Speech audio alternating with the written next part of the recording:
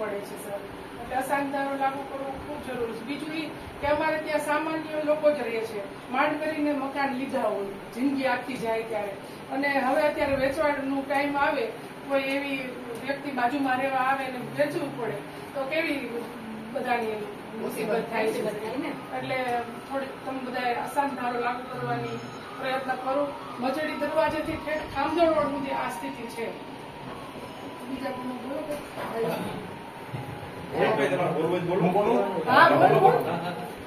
આવી જાઓ, નજીક આવી જાઓ.